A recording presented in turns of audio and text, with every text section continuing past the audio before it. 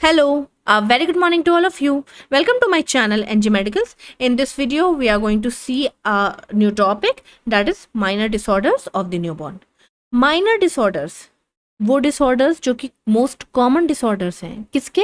Newborn के. Newborn किसे कहते हैं? जिनकी डिलीवरी अभी हुई है और 29 डेज तक के बच्चों को हम न्यूबॉर्न बेबीज बोलते हैं. 29 डेज के बाद हम उन्हें इन्फेंट बोलने लगते हैं. ठीक है, तो वो बच्चे जो कि जस्ट अभी डिलीवर हुए हैं 29 डेज के पहले पहले उनको कोई भी प्रॉब्लम होती है छोटी छोटी, उनको हम माइनर डिसऑर्डर्स बोलते हैं. कैसे पता चलेगा कि भाई ये माइनर डिसऑर्डर है कि मेजर डिसऑर्डर है? तो माइनर डिसऑर्डर्स जो होते हैं वो अपने आप ही रिसॉल्व हो जाते हैं, नहीं तो कोई छोटे से ट्रीटमेंट से ही वो ठीक हो जाते हैं. लेकिन जो मेजर डिसऑर्डर होते हैं उनका ट्रीटमेंट लॉन्ग टर्म चलता है. ठीक, लेकिन आप ये नहीं कह सकते हो कि माइनर डिसऑर्डर्स मेजर में कन्वर्ट नहीं हो सकते. अगर आप उसे नेग्लेक्ट करते हो तो वो आगे चल के बहुत ज़्यादा हेल्थ प्रॉब्लम क्रिएट कर सकते हैं बच्चों के लिए. ठीक है, सो ये हेल्थ प्रॉब्लम कहीं ना कहीं मॉर्बिडिटी रेट को बढ़ा देंगी. ठीक है, या मॉर्टेलिटी रेट को भी बढ़ा सकती हैं. बच्चों की बीमारी की जनसंख्या भी बढ़ सकती है, बच्चों की डेथ की जनसंख्या भी बढ़ सकती है.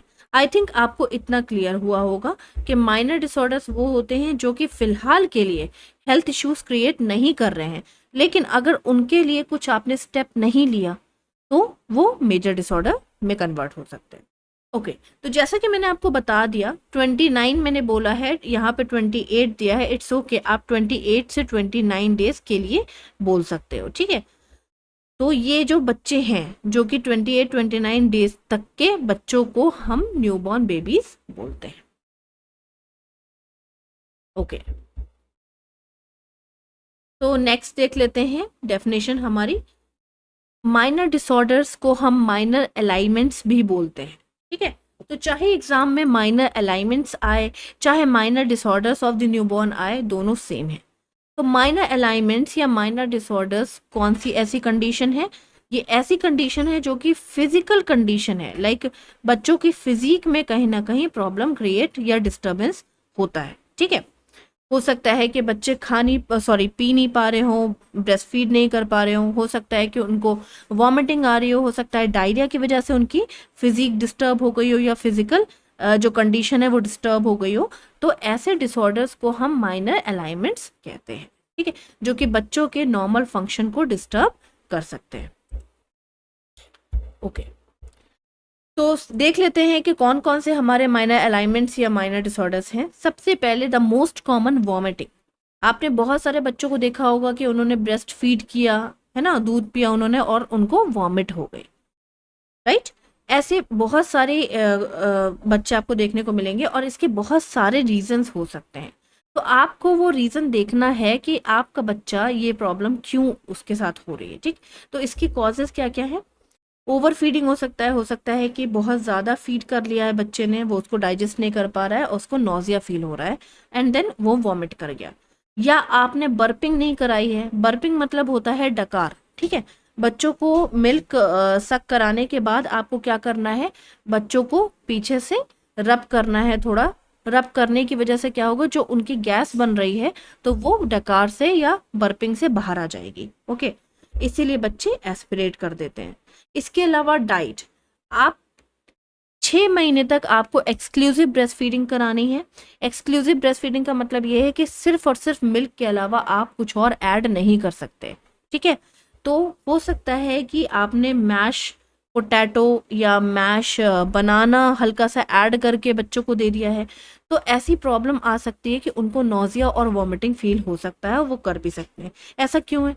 क्योंकि ये छोटे बच्चे हैं, इनका डाइजेस्टिव सिस्टम वीक होता है और वीक होने की वजह से हर चीज़ ये डाइजेस्ट नहीं कर पाते. इसके अलावा हो सकता है कि अंदर इन्फेक्शन हो गया हो सकता है बाय बर्थ उनको कोई इन्फेक्शन हो जिसकी वजह से उनका जो डाइजेस्टिव ट्रैक है या डाइजेस्टिव सिस्टम है वो वीक है. नेक्स्ट आ जाते हैं मेनिंजाइटिस. मेनिंजाइटिस क्या है? देखो, मेनिंजाइटिस बना है, आइटिस का मतलब होता है इन्फ्लेमेशन या इन्फेक्शन. ठीक है, मेनिंजस क्या है? मेनिंजस लेयर होती है जो कि हमारे ब्रेन के अंदर होती है. यहाँ पे मैं दिखा देती हूँ आपको मेनिंजियल लेयर, यहाँ पे देख लो, ये देखो मेनिंजेस जो होती हैं वो हमारे ब्रेन की ये लेयर्स होती हैं। ये है हमारा ब्रेन, ब्रेन के बाद आपकी एक ये लेयर आती है, उसके बाद एक ये लेयर आती है, उसके बाद एक ये लेयर आती है, ठीक है, उसके बाद आपकी बोन आ जाती है। तो इन लेयर्स में अगर इन्फेक्शन होता है तो हम उसको बोलते हैं मेनिंजाइटिस, ठीक है। इन तीनों लेयर को मिला करके हम मेनिंजियल लेयर कहते हैं। इन लेयर में से किसी में भी इन्फेक्शन होगा तो हम उसे बोलेंगे मेनिंजाइटिस। क्वेश्चन ये उठता है कि मेनिंजाइटिस की वजह से प्रॉब्लम क्यों हो रही है। तो मैंने आपको हर वीडियो में बता रखा हुआ है, इसमें भी मैं बता देती हूँ कि अगर आपकी बॉडी के अंदर इन्फेक्शन है तो आपका ब्रेन क्या करता है कि आपके डाइजेस्टिव सिस्टम की ब्लड सप्लाई को डिक्रीज करके इन्फेक्टेड एरिया में पहुंचा देता है, जिससे कि इन्फेक्टेड एरिया का जो रिकवरी है वो जल्दी हो जाए, ठीक है। ब्लड के साथ WBCs भी जाएंगे, RBCs भी जाएंगे, है ना, रिकवरी जल्दी हो, इन्फेक्शन को मार सके, ठीक है। तो जब डाइजेस्टिव सिस्टम की ब्लड सप्लाई डिक्रीज हो गई तो यहाँ पे डाइजेशन स्लो हो गया, डाइजेशन स्लो हो गया तो बेबी उसको डाइजेस्ट नहीं कर पाया और वॉमिटिंग कर गया, ठीक है। या तो GI ऑब्स्ट्रक्शन हो सकता है, that is gastro intestinal obstruction, यानी कि आपका ये जो अंदर का ये है पाथवे है, डाइजेस्टिव पाथवे, इसको हम GI ट्रैक भी बोलते हैं, ठीक है। इसमें कोई भी ऑब्स्ट्रक्शन या रुकावट होगी तो डाइजेशन स्लो हो जाएगा, डाइजेशन स्लो हो जाएगा तो बेबी डाइजेस्ट नहीं कर पाएगा और चीज़ों को वॉमिट के थ्रू बाहर कर देगा। इसके अलावा पाइलोरिक स्टेनोसिस भी हो सकता है। What is this pyloric stenosis, यहाँ पे देख लेते हैं। यहाँ पे देखो, पाइलोरम या आपका स्टमक का नीचे वाला एरिया है, ठीक है। पाइलोरिक स्टेनोसिस का मतलब ये होता है कि thickening of the pyloric area, ये नीचे वाला एरिया जब थिक हो जाता है, ठीक, मोटा हो जाता है, तो ये क्या करता है, इसका काम क्या है कि ये जब आपके स्टमक के अंदर कोई चीज़ डाइजेस्ट हो चुकी होती है तो वो इस पाथवे से आगे चली जाती है और आपके इंटेस्टाइन में चली जाती है, इंटेस्टाइन से वो आपकी बॉडी के बाहर चली जाती है, ठीक है। पाइलोरिक एरिया का काम क्या है कि ये तब तक अपने आप को इस तरह से क्लोज रखता है, रुकिए मैं कलर चेंज कर देती हूँ, इस तरह से ये अपने आप को क्लोज रखता है, कॉन्ट्रैक्ट रखता है, जिससे कि स्टमक में डाइजेशन ठीक से हो जाए, ठीक है। अब जब डाइजेशन कंप्लीट हो जाता है तो ये पाइलोरिक एरिया अपने आप को खोल देता है, ओपन कर देता है, ब्रॉड कर देता है, ठीक। जो भी डाइजेशन के थ्रू डाइजेस्टिव चीज़ें होती हैं या कंटेंट होता है वो इस पाथवे से आगे चला जाता है। अगर पाइलोरिक स्टेनोसिस हो जाएगा तो ये जो खुलने की जो पावर है ना, ब्रॉड होने की पावर है, वो डिक्रीज हो जाएगी तो यहाँ पे जो डाइजेस्टिव कंटेंट है वो आगे नहीं बढ़ पाएगा और बैक फ्लो हो जाएगा, जिसकी वजह से बेबी को वॉमिट फील होगी। इसके अलावा इसोफेजियल इंजरी हो सकती है, यानी कि ये जो पाइप है, फूड पाइप, इसको हम इसोफेगस बोलते हैं, इसमें अगर कोई इंजरी हो जाएगी तो बेबी अंदर मिल्क को ले जा ही नहीं पाएगा और बाहर से ही वॉमिट कर देगा। तो ये सारे कॉजेज हैं।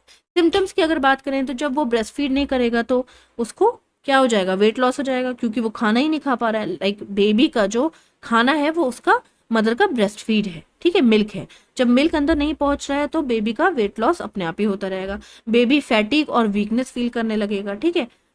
इसके अलावा डिहाइड्रेशन फील हो जाएगा, क्योंकि पानी की कमी भी मिल्क ही पूरा कर रहा है, जो मिल्क जा रहा है वो डिहाइड्रेशन नहीं होने दे रहा है। अब मिल्क जब अंदर नहीं जा पा रहा है तो डिहाइड्रेशन हो जाएगा तो हाइपोवोलीमिया हो सकता है। हाइपोवोलीमिया मतलब पानी की अंदर कमी, ठीक है।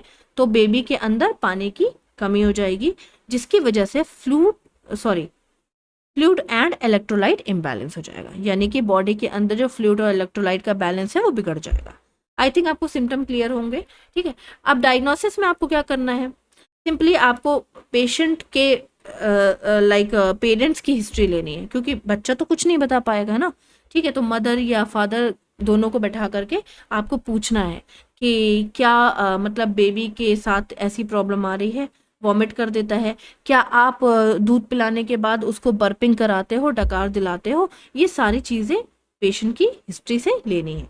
फिजिकली एग्जामिन करना है बेबी को एडमिट कर लेना, उसके बाद उसको मिल्क सक करवाएगी मदर, ठीक है। वो कितनी बार वॉमिट कर रहा है, वॉमिट का कलर क्या है, क्या सिर्फ थोड़ा बहुत बाहर आ रहा है, कंटेंट या पूरी तरह से वॉमिट कर दे रहा है, ये सारी चीज़ें हमें देखनी है।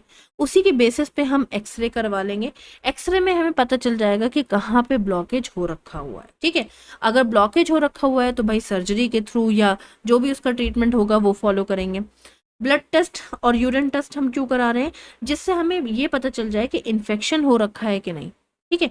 ब्लड में इन्फेक्शन तो नहीं है, या ब्लड में कौन सा माइक्रो ऑर्गेनिज्म प्रेजेंट है, या यूरिन टेस्ट में यूरिन में कौन सा माइक्रो ऑर्गेनिज्म प्रेजेंट है, ये सारी चीज़ें देखेंगे। डेली बेबी का वेट चेक करना है, जिससे ये पता चल जाएगा कि वेट बढ़ भी रहा है कि नहीं बढ़ रहा है, कि कम हो रहा है, ठीक है। ये सारी चीज़ें आपको करनी है। मैनेजमेंट में simply feeding by the breast. देखो, अगर बॉटल से फीड करा रही है मदर, ब्रेस्ट से फीड नहीं करा रही है, तो हो सकता है बॉटल साफ नहीं कर पा रही है, जिसकी वजह से बेबी को अंदर इन्फेक्शन हो गया है, ठीक है। अगर कोई ब्लॉकेज हो रखा हुआ है अंदर, तो हमें एनजी ट्यूब डालना पड़ेगा, ठीक है। एनजी ट्यूब क्या है? ये एक तरह का नेजोगैस्ट्रिक ट्यूब है, यहाँ पे देख लो, जिसमें हम बेबी को माउथ के थ्रू खाने को नहीं देते हैं, नोज के थ्रू इसोफेगस में खाने को देते हैं, ठीक है। मिल्क पहुंचाते हैं बेबी के अंदर। अगर ऐसा नहीं करेंगे तो बेबी वीक हो जाएगा, ठीक है। अवॉइड करना है एक्सटर्नल टीट्स, यानी कि जो निपल्स हैं, जो एक्स्ट्रा निपल्स हैं, है ना, जो एक्स्ट्रा चीज़ें हैं बेबी के माउथ में अंदर डाली जा रही हैं, वो सारी चीज़ें अवॉइड करनी है। क्या पता उसकी वजह से इन्फेक्शन हो गया हो। हाइजीन मेंटेन करके रखनी है, मोस्ट इंपॉर्टेंट। बेबी की इम्यूनिटी वीक होती है, हाइजीन मेंटेन नहीं करोगे तो इन्फेक्शन बढ़ता चला जाएगा। फ्लूइड और इलेक्ट्रोलाइट को बैलेंस करके रखना है, वो आप ब्रेस्ट फीड से करा सकते हो, ठीक है। एंटी एमिटिक ड्रग दे सकते हो मिल्क में मिला करके, अगर डॉक्टर प्रिस्क्राइब करता है तो, जैसे एमसिड या स्टेमेटल। इनपुट आउटपुट चार्ट मेंटेन करना है, जिससे ये पता चले कि बेबी कितना ज़्यादा खा रहा है, खा पा रहा है कि नहीं, सॉरी पी पा रहा है कि नहीं, ठीक है। इसके अलावा ब्रेस्ट फीडिंग भी थोड़ा अवॉइड करना है अगर ज़रूरी है, क्योंकि मैंने आपको बोला ना, ओवर फीडिंग करा दी, बहुत ज़्यादा फीड करा दिया बेबी को तो भी वॉमिटिंग आ सकती है, ठीक है। इसके अलावा वाइटल्स चेक करते रहना है, ऑक्सीजन चेक करते रहना है, ठीक है, कि बेबी शॉक में तो नहीं जा रहा है। क्यों? क्योंकि अंदर पानी की कमी हो रही है, हाइपोवोलेमिक शॉक हो सकता है, ठीक है।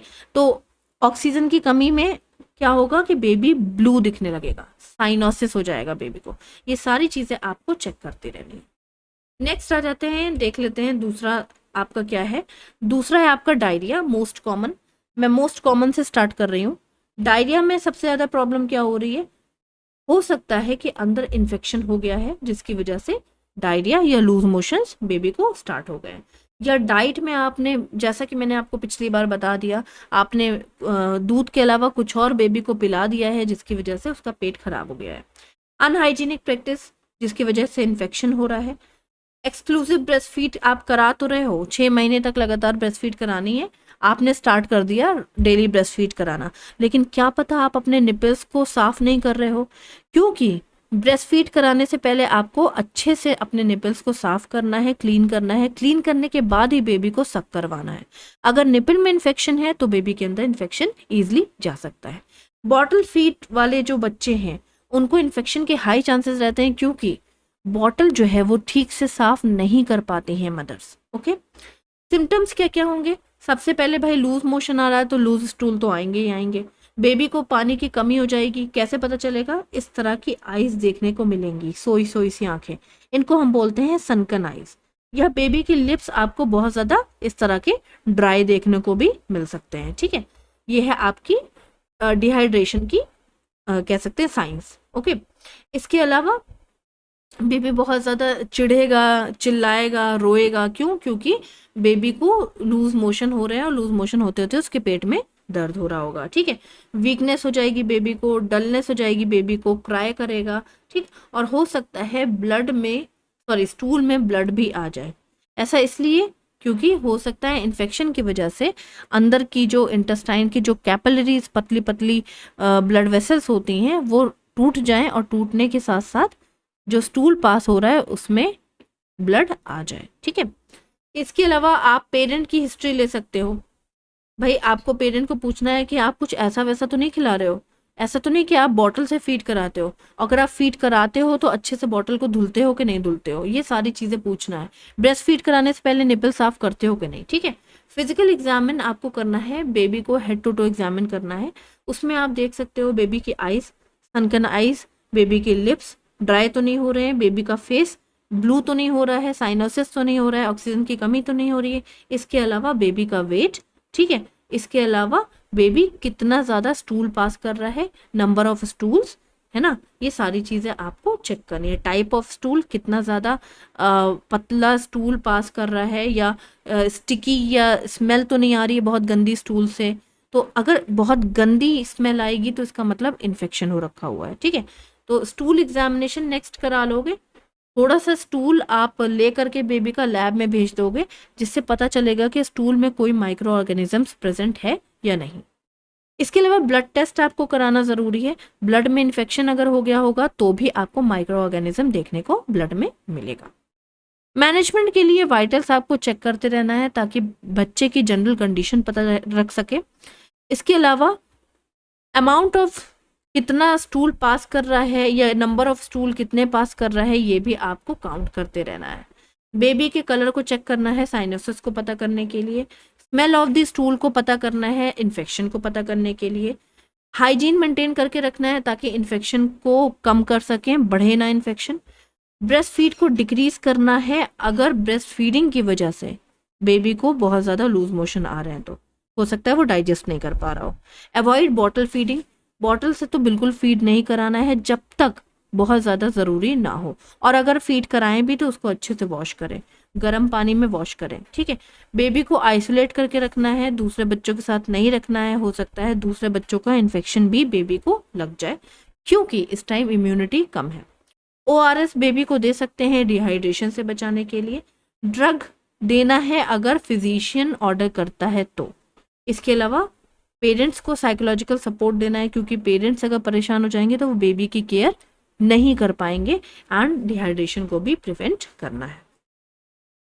नेक्स्ट देख लेते हैं माइनर डिसऑर्डर कॉन्स्टिपेशन, ठीक है, डायरिया का जस्ट अपोजिट। हो सकता है बेबी को कॉन्स्टिपेशन यानी कब्ज हो जाए, ठीक है, तो ये भी इन्फेक्शन की वजह से हो सकता है।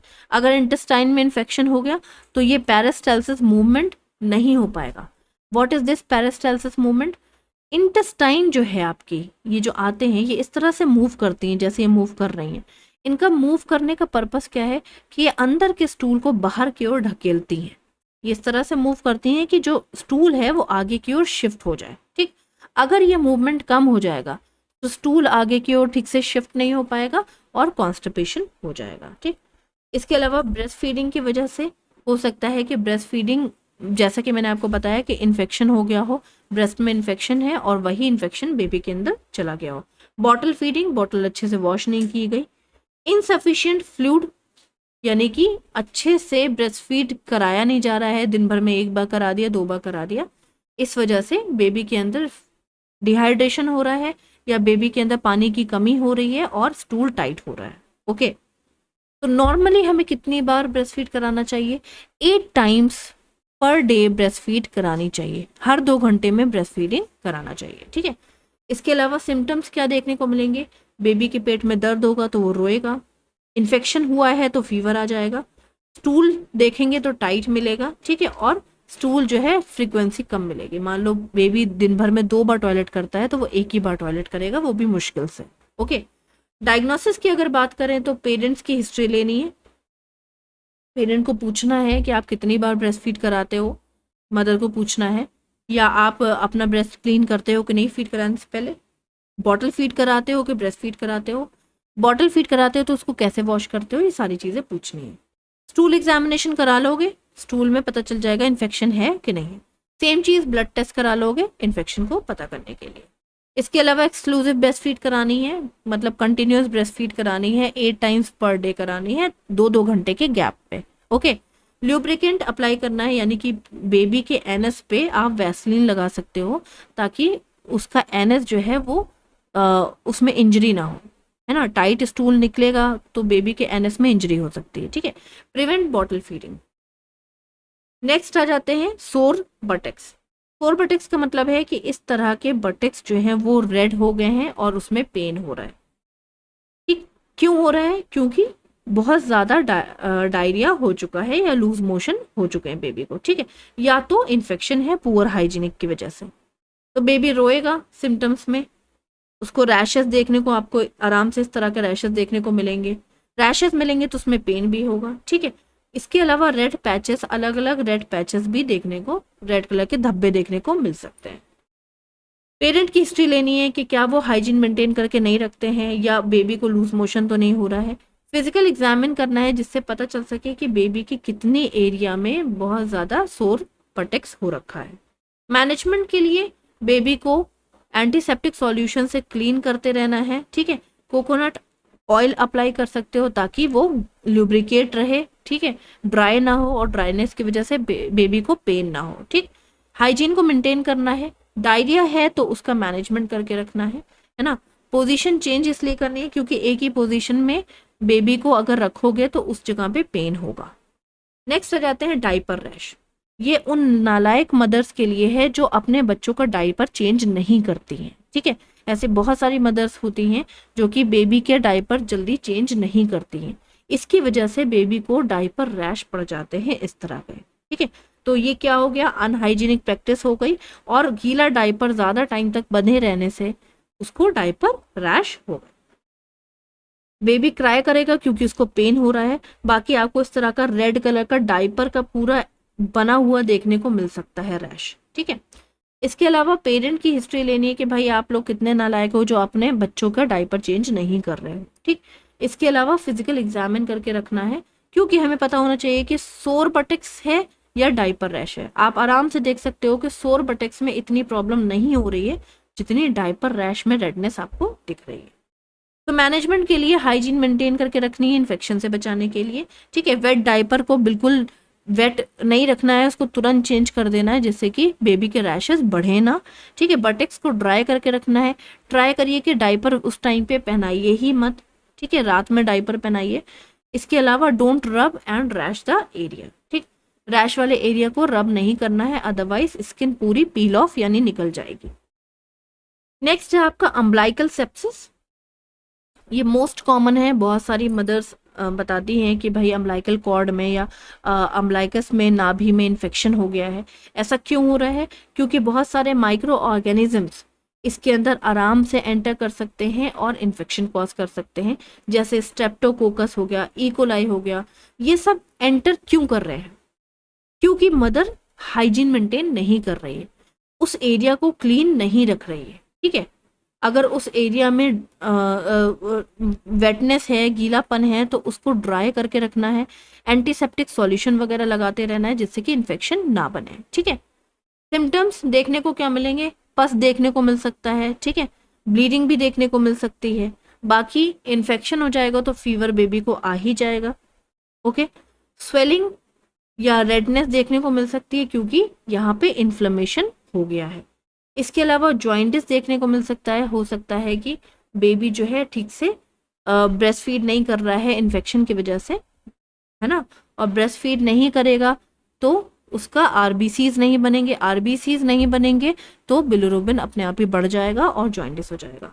बेबी क्राई करेगा क्योंकि उसको बहुत ज़्यादा पेन हो रहा है उस एरिया में, ठीक।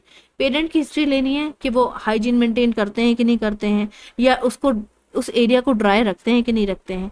इसके अलावा फिजिकल एग्जामिनेशन करना है, हेड टू टू एग्जामिनेशन करना है जिसमें पता चल सके कि बेबी के जनरल कंडीशन कैसी है। नेक्स्ट, कैसे मैनेज करोगे, सिल्वर नाइट्रेट नाम की ये इस तरह का जेल आता है, ये बैक्टीरियल इन्फेक्शन के लिए मेनली होता है और उसको किल करने में बहुत ज़्यादा सफिशिएंट होता है, ठीक है। कॉर्ड की केयर करनी है, कॉर्ड को ड्राई करके रखना है, कॉर्ड को अदर इन्फेक्शन से बचाना है, ठीक है। किसी भी इंसेक्ट को बैठने नहीं देना है। क्लीन करना है बीटाडीन से जिससे कि एंटीसेप्टिक ये सॉल्यूशन है और इसमें इन्फेक्शन ना बढ़े, ठीक है। Keep dry the cord, cord को ड्राई करके रखिए जैसे कि मैंने आपको बता दिया। वाइटल्स चेक करते रहिए ताकि फीवर का पता चल सके कि कितनी बार फीवर आ रहा है, कितना फीवर आ रहा है। इसके अलावा हर टाइम आपको कॉर्ड को इंस्पेक्ट करते रहना है, देखते रहना है कि उसके ऊपर कोई मक्खी ना बैठे, ठीक है। नेक्स्ट आ जाते हैं आपके ऑप्थेल्मिया नियोनेट्रम। ऑप्थेल्मिया क्या है, it is related to the eye. Eye के कंजक्टाइवा में अगर इन्फेक्शन हो जाता है तो उसे हम ऑप्थेल्मिया नियोनेट्रम बोलते हैं। इसको हम लोग दूसरे नाम से भी जानते हैं, रेड आई नाम से भी जानते हैं, ठीक है। तो ऐसा क्यों हो रहा है, क्योंकि इन्फेक्शन हो रहा है ऑब्वियसली। इसका इन्फेक्शन हो रहा है, क्लाइमेडिया ट्राइकोमेटस, ये इसका माइक्रो ऑर्गेनिज्म है, मेनली यही आपको देखने को मिलेगा। क्यों हो रहा है इन्फेक्शन? हो सकता है कि डिलीवरी के टाइम पे जो इंस्ट्रूमेंट यूज किया गया बेबी को बाहर निकालने के लिए वो क्लीन ना हो, वो इन्फेक्टेड हो, ठीक है। इसके अलावा हो सकता है मदर के वजाइना में इस तरह के माइक्रो ऑर्गेनिजम्स हो और ड्यूरिंग डिलीवरी मदर के वजाइना से बेबी के अंदर चले गए, ठीक है। या अनहाइजीनिक प्रैक्टिस, बेबी की हाइजीन मेंटेन नहीं की गई, इस वजह से ये प्रॉब्लम आई है। नेक्स्ट सिम्टम्स देख लोगे, ठीक। तो डिस्चार्ज, कैसा डिस्चार्ज? वाटरी पानी निकलेगा आँख से। इसके अलावा चिपचिपी सी स्टिकी से आईज आपको देखने को मिलेंगी, ठीक। इसके अलावा स्वेलिंग, रेडनेस वगैरह आई में देखने को बहुत कॉमनली मिल सकता है क्योंकि इन्फेक्शन हो रखा हुआ है। बेबी को क्या प्रॉब्लम होगी? बेबी आई को ब्लिंक नहीं कर पाएगा क्योंकि वहां पे स्टिकनेस है ना, चिपचिपाहट है, ठीक। तो ये सारी प्रॉब्लम्स देखने को मिलेंगी। डायग्नोस्टिक इवैल्यूएशन के लिए पेरेंट्स की हिस्ट्री लेनी है एज ऑलवेज, कि आप पेरेंट्स पेरेंट्स से पूछोगे कि क्या आप आईज क्लीन नहीं करते हो बेबी की, या कब से इन्फेक्शन हो रखा हुआ है, कब से रेड आई हो रखी हुई है, ये सारी चीज़ें पूछोगे। फिजिकल एग्जामिनेशन देख लोगे, आई के अलावा कहीं और इन्फेक्शन तो नहीं हुआ है बेबी को, ये भी आपको देखना है, ठीक है। इसके अलावा examination of the I discharge, जो आई का डिस्चार्ज है उसको लैब में लेकर के भेज दोगे, उसमें पता चलेगा कि कौन से माइक्रो ऑर्गेनिज्म की वजह से ये प्रॉब्लम आई है, ठीक है। नेक्स्ट, मैनेजमेंट के लिए आपको क्या करना है? बेबी को अलग रखना है, आइसोलेट करके रखना है ताकि अदर बच्चों का इन्फेक्शन या हॉस्पिटल का इन्फेक्शन ना लगे, ठीक है। वाइटल्स चेक करते रहना है। इसके अलावा आई ड्रॉप बेबीज के लिए आती है, इस तरह की आई ड्रॉप डाल के रखनी है, ठीक है। इससे क्या होगा कि माइक्रो ऑर्गेनिजम्स किल हो जाएंगे, इंक्रीज नहीं होंगे, ठीक है। मेंटेन द हाइजीन, और इसके अलावा क्लीन द आई जेंटली, बच्चों की आंखों को साफ करके रखना है। From the inner canthus to the outer canthus, ठीक है। अंदर से बाहर की ओर क्लीन करना है। कैसे क्लीन करना है? अंदर से बाहर की ओर क्लीन करना है ताकि आराम से क्लीन हो जाए।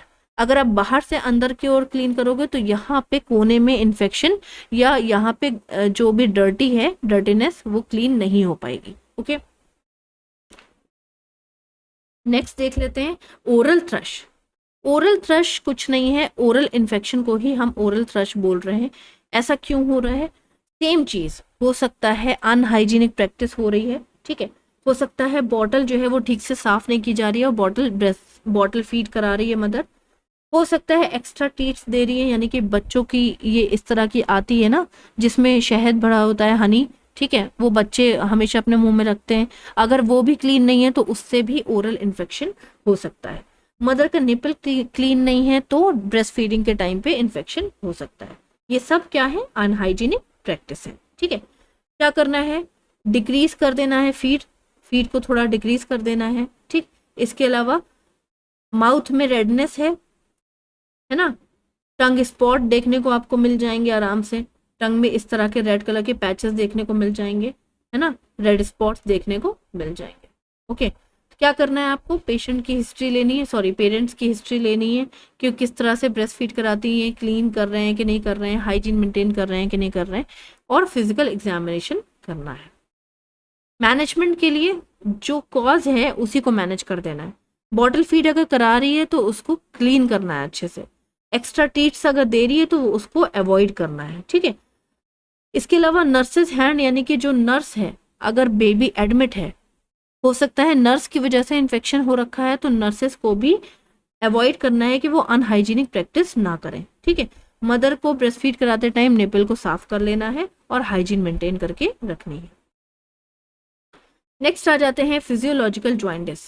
देखो, फिजियोलॉजिकल जॉइंटिस और पैथोलॉजिकल जॉइंटिस दो तरह के होते हैं। फिजियोलॉजिकल जॉइंटिस वो होते हैं जो अपने आप ही रिसॉल्व हो जाते हैं और हेल्थ इश्यूज उसमें ज़्यादा नहीं होते। पैथोलॉजिकल जॉइंटिस वो होते हैं जो कि बहुत ज़्यादा हेल्थ इश्यूज क्रिएट कर देते हैं, लॉन्ग टर्म के लिए होते हैं, ठीक है। तो फिजियोलॉजिकल जॉइंटिस केवल 4 से 5 दिन रहता है और 8 से 10 दिन में ही खत्म हो जाता है, अपने आप ही डिसअपेयर हो जाता है, ठीक। इसमें क्या सिम्टम देखने को मिलेंगे? बेबी येलो कलर का देखने को मिलेगा, आईज, स्किन वगैरह, ये सब बेबी की नेल्स वगैरह येलो देखने को मिलेंगी, जैसे नॉर्मली जॉइंटिस में देखने को मिलता है। इसके अलावा बेबी क्राई करेगा, बेबी वीक हो जाएगा, ठीक है।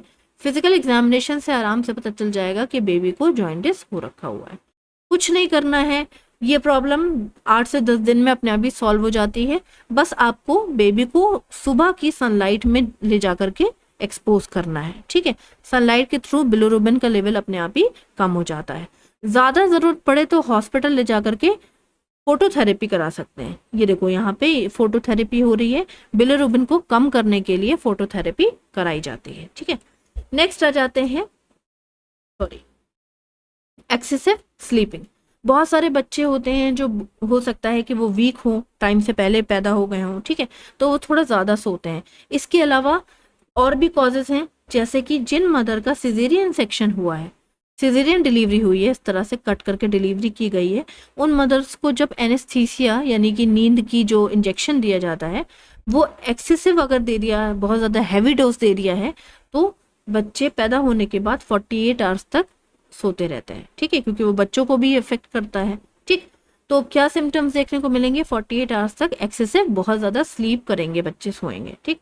तो ज़्यादा सोने की वजह से वो ब्रेस्ट फीड नहीं कर पाएंगे, तो ब्रेस्ट फीडिंग अपने आप ही डिक्रीज हो जाएगी। पेरेंट की हिस्ट्री लेनी है कि आपका सिजेरियन सेक्शन हुआ है कि नॉर्मल डिलीवरी हुई है, ठीक है। इसके अलावा क्या करना है, कितनी बार बच्चा सो रहा है और कितनी बार ब्रेस्ट फीड कर रहा है वो काउंट करना है। मैनेजमेंट के लिए जब भी आप ब्रेस्ट फीड कराओ तो बेबी को बार बार उठाते रहो, ठीक है। ऐसा नहीं है कि बच्चा सो गया तो ब्रेस्ट फीड ना कराओ, ब्रेस्ट फीड कराना बहुत इंपॉर्टेंट है, ओके। इसके अलावा कितनी ब्रेस्ट फीड करानी है? 8 टाइम्स अ डे, दिन भर में 8 बार ब्रेस्ट फीड करानी है। हर 2 घंटे पे बेबी का माउथ जो है निपल्स पे लगाना है। नेक्स्ट आ जाते हैं सिफेलो हेमाटोमा। सिफेलो मीन्स होता है हेड, हेमाटोमा मीन्स होता है कलेक्शन ऑफ द ब्लड, ठीक है। ऐसा क्यों हो रहा है? क्योंकि कहीं ना कहीं अंदर की जो पतली वाली कैपिलरीज हैं ब्लड की वो टूट रही हैं, और टूटने के बाद जो ब्लड निकल रहा है वो अंदर ही भर जा रहा है। कहाँ पे भर जा रहा है? यहाँ पे देख लो, कौन सा एरिया है ये आपका, ये देखो इपिक्रेनियम, ठीक है, और बोन के बीच में, ये लेयर और बोन के बीच में आपका ब्लड भर जा रहा है। ऐसा हो क्यों रहा है भाई? ब्लीडिंग अगर भर रही है, ब्लीडिंग हो क्यों रही है? ब्लीडिंग हो इसलिए रही है क्योंकि यहाँ पे हो सकता है डिलीवरी के टाइम पे इंस्ट्रूमेंट यूज किया हो, ठीक है, फोर्सेप यूज किया हो और बेबी के हेड को कस के पकड़ लिया हो, तो अंदर की जो ब्लड सप्लाई है वो टूट गई और टूटने के बाद अंदर ब्लड भर गया, ठीक। हो सकता है वैक्यूम डिलीवरी की गई हो। वैक्यूम डिलीवरी कौन सी होती है? जो नेगेटिव प्रेशर अप्लाई करके, वैक्यूम यूज करके बेबी को बाहर खींचा जाता है, ठीक है, उसकी वजह से भी ब्लड सप्लाई टूट सकती है, रप्चर हो सकती है, ठीक है। बर्थ इंजरी हो सकती है, हो सकता है कि मदर को झटके आ रहे हो, सीजर्स आ रहे हो डिलीवरी के टाइम पे, बेबी के डिलीवरी के टाइम पे बेबी नीचे गिर गया हो, बेबी के सर में चोट आ गई हो और क्या हो गया, यहाँ पे ब्लड भर गया, ठीक। सिम्टम्स में आपको स्वेलिंग देखने को मिलेगी, इसके अलावा आपको कुछ देखने को नहीं मिलेगा।